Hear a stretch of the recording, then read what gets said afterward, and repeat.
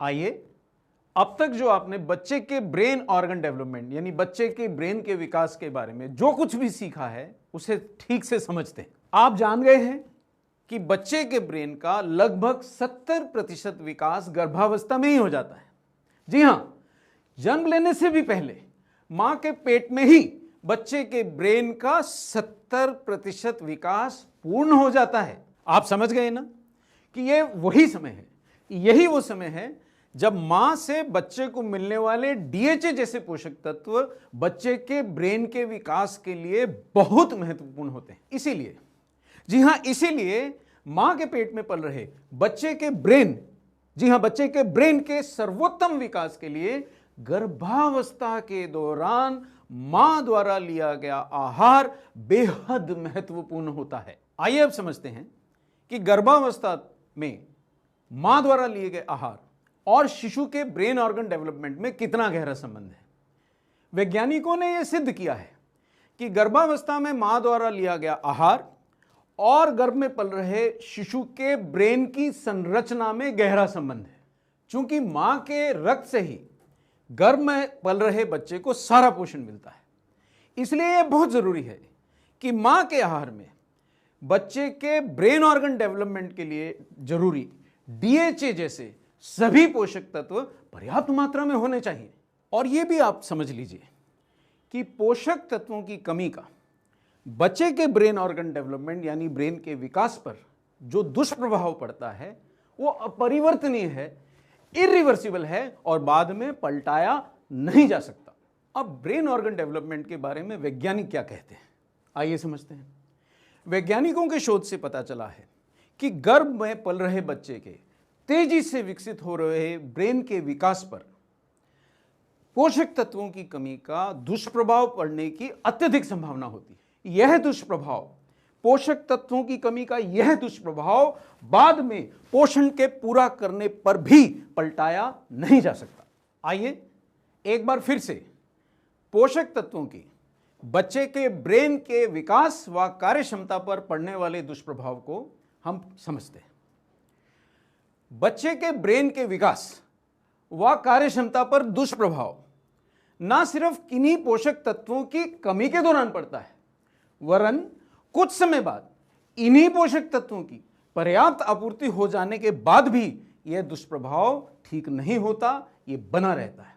इसलिए हर गर्भवती मां को गर्भावस्था और दूध पिलाने की संपूर्ण अवधि के दौरान डीएचए, प्रोटीन, विटामिन्स, मिनरल्स व अन्य भी कई महत्वपूर्ण पोषक तत्व पर्याप्त मात्रा में लगातार सेवन करते ही रहना चाहिए। आइए न्यूट्रिशन साइंस बुक से जानते हैं कि डीएचए जैसे महत्वपूर्ण पोषक तत्व बच्चों के ब्रेन के विकास के लिए क्यों जरूरी हैं, क्यों महत्वपूर्ण हैं। जैसा यह बुक हमें बताती है कि डीएचए जैसे तत्व के अणु दरअसल बच्चों के ब्रेन के विकास के लिए मुख्य बिल्डिंग ब्लॉक्स होते हैं। इसीलिए यह गर्भ में पल रहे शिशुओं के मानसिक विकास व कार्यक्षमता के लिए बहुत जरूरी है। वैज्ञानिकों के अनुसार बच्चे के ब्रेन का लगभग 70% विकास मां के पेट में यानी गर्भ में ही हो जाता है। चूंकि गर्भावस्था व शिशु के जन्म के बाद पहले 2 वर्षों के दौरान बच्चे के ब्रेन का अधिकांश विकास होता है, इसलिए संपूर्ण गर्भावस्था व दूध पिलाने की पूरी अवधि के दौरान मां के आहार द्वारा बच्चे को डीएचए की पर्याप्त आपूर्ति होना अत्यंत आवश्यक है। यही नहीं, दूध पिलाने की अवधि समाप्त होने पर भी बच्चे को पहले 2 वर्ष की आयु तक और फिर अधिक मात्रा में 2 से 6 वर्ष की आयु तक डीएचए की पर्याप्त आपूर्ति होना अत्यंत आवश्यक है। इसलिए गर्भवती व दूध पिलाने वाली माताओं को गर्भावस्था व दूध पिलाने की संपूर्ण अवधि के दौरान डीएचए की 400 मिलीग्राम मात्रा का दैनिक सेवन करना जरूरी है। और एक बार दूध पीना छोड़ने के बाद 2 वर्ष की आयु तक छोटे शिशुओं को ऊपरी आहार में अलग से 50 मिलीग्राम डीएचए की दैनिक मात्रा देने से ब्रेन का अच्छा विकास होता है। और 2 से 6 वर्ष की आयु तक थोड़ी अधिक मात्रा यानी 100 मिलीग्राम डीएचए की दैनिक मात्रा का सेवन करवाने से बच्चे के ब्रेन का संपूर्ण विकास होने में अत्यधिक मदद मिलती है, बहुत ही अच्छा रहता है। लेकिन तरल डीएचए ज्यादातर जेलेटिन के कैप्सूल्स में उपलब्ध होता है। अब जेलेटिन क्या है कि जेलेटिन मांसाहार है और जानवरों की हड्डियों के चूरे से बनाया गया है, इसलिए जेलेटिन से बने कैप्सूल गर्भवती व दूध पिलाने वाली मांओं के लिए उतने उपयुक्त नहीं है, बिल्कुल उपयुक्त नहीं है। फिर क्या किया जाए? अगर शाकाहारी डीएचए का कोई संपूर्ण शाकाहारी कैप्सूल उपलब्ध हो तो क्या ही कहने हैं, बच्चे के भी ब्रेन का संपूर्ण विकास और मां की क्षमताओं का भी संपूर्ण विकास। ब्रेन के विकास के साथ साथ गर्भावस्था के दौरान डीएचए के सेवन के और भी अन्य कई फायदे हैं, जैसे कि गर्भावस्था के दौरान संपूर्ण अवधि में, पूरी अवधि में, पूरे समय तक डीएचए का दैनिक सेवन करने वाली माताओं की डिलीवरी समय से पहले अक्सर नहीं होती। दूसरी ओर गर्भ के अंदर बच्चे का मानसिक के साथ साथ शारीरिक विकास भी अच्छा होता है। तीसरी ओर बच्चों की आंखों की देखने की क्षमता, दृष्टि अच्छे से डेवलप होती है, अच्छे से विकसित होती है। और चौथी ओर ये बच्चे जिनको जन्म के समय गर्भ में, जन्म से पहले गर्भ में और जन्म के बाद पूरी अवधि तक 6 वर्ष तक डीएचए मिलता है, इनमें अच्छे तरह से लैंग्वेजेस यानी विभिन्न भाषाओं को पढ़ने, समझने और उत्तर देने की क्षमता भी अन्य बच्चों की अपेक्षा ज्यादा होती है। तो है ना डीएचए के बहुत से फायदे। तो न्यूट्रिशन साइंस बुक से सीखिए, सिखाइए और डीएचए के भरपूर लाभ उठाइए। आइए डीएचए के बारे में अब तक हमने जो भी कुछ सीखा उसका थोड़ा अभ्यास करते हैं। सबसे पहला और महत्वपूर्ण प्रश्न यह है कि गर्भावस्था व दूध पिलाने की अवधि के दौरान माताओं को डीएचए की कितनी मात्रा का दैनिक सेवन करना चाहिए? गर्भावस्था के दौरान मां को कितना डीएचए लेना चाहिए? 400 मिलीग्राम प्रतिदिन। दूध पिलाने की अवधि के दौरान मां को कितना डीएचए लेना चाहिए? 400 मिलीग्राम प्रतिदिन। 2 वर्ष से छोटे लेकिन मां का दूध पीना छोड़ चुके बच्चे को कितना डीएचए ऊपरी आहार में मिला के देना चाहिए? 50 मिलीग्राम प्रतिदिन। जब बच्चा 2 से 6 वर्ष की आयु के बीच में हो तो उसको अलग से कितना डीएचए का ऊपरी आहार में सेवन देना चाहिए? 100 मिलीग्राम प्रतिदिन। तो ये तो हो गई मात्राएं।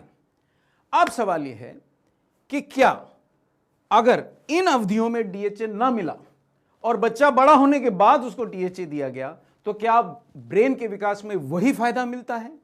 तो दुर्भाग्यवश ऐसा नहीं है। डीएचए की कमी का बच्चे के ब्रेन के विकास पर जो दुष्प्रभाव पड़ता है वो अपरिवर्तनीय है, इरिवर्सिबल है, उसको पलटाया नहीं जा सकता। यानी एक बार बच्चे के ब्रेन का विकास हो गया और उसको डीएचए विकास के दौरान नहीं मिला तो बाद में अधिक मात्रा में भी डीएचए देने से उसके ब्रेन का संपूर्ण विकास, अच्छे से विकास नहीं हो पाता। तो यह दुष्प्रभाव अपरिवर्तनीय है, इसको पलटाया नहीं जा सकता। अब सवाल यह होता है, क्या डीएचए का ब्रेन के विकास के अलावा डीएचए के सेवन का और भी कोई लाभ है? तो इसके कई से लाभ हैं। गर्भवती स्त्रियां और दूध पिलाने वाली माएं जब डीएचए लेती हैं तो पहले उनकी डीएचए की आवश्यकता पूर्ण होती है, फिर उनके रक्त द्वारा या मां के दूध द्वारा गर्भ में पल रहे या दूध पीते बच्चे की डीएचए की आवश्यकता की पूर्ति होती है। यानी मां को भी फायदा और बच्चे को भी फायदा। दूसरी बात, जो माएं गर्भावस्था व दूध पिलाने की पूरी अवधि के दौरान डीएचए लेती हैं उन्हें और फायदे मिलते हैं। ऐसी माओं की डिलीवरी अक्सर समय से पहले नहीं होती।